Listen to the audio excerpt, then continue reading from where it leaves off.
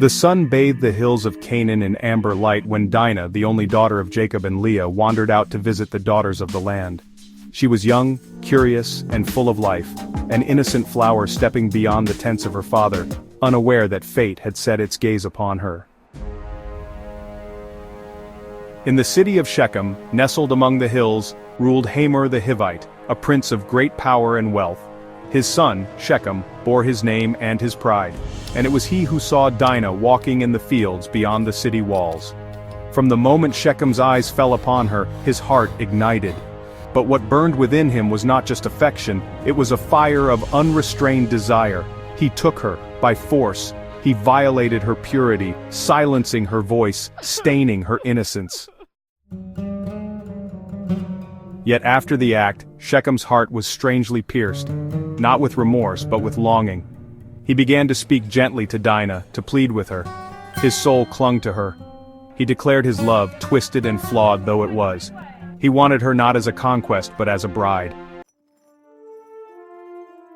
Hamor, upon hearing his son's plea, went at once to Jacob, seated among the oaks near Shechem. He approached with dignity and boldness. "My son Shechem longs for your daughter. Give her to him as a wife. Let us intermarry. Your daughters for our sons, and our daughters for your sons. Dwell with us. The land shall be open to you." But Jacob's sons had heard of Dinah's defilement. Their blood boiled, their hands clenched. They returned from the fields, grief-stricken and enraged, for Shechem had done a thing that should not be done, a disgrace in Israel. Yet they hid their fury behind the veil of deception. "We cannot give our sister to a man who is uncircumcised," they said to Hamor and Shechem. "It would be a disgrace. But if every male among you is circumcised as we are, then we will give her to you and become one people." Hamor and Shechem, eager for peace and union, agreed. So persuasive was Shechem's desire that he convinced the men of the city, "Shall not their livestock, their property, and all their animals be ours? Only let us agree, and they will dwell among us." And so it was. Every male of Shechem was circumcised, submitting to the covenant of Jacob's sons. But on the third day, while they were still in pain, Simeon and Levi, the full brothers of Dinah, sons of Leah, took up their swords. They moved like shadows in the night and fell upon the city with fury. They struck down every male, Hamor, Shechem, and all their kindred.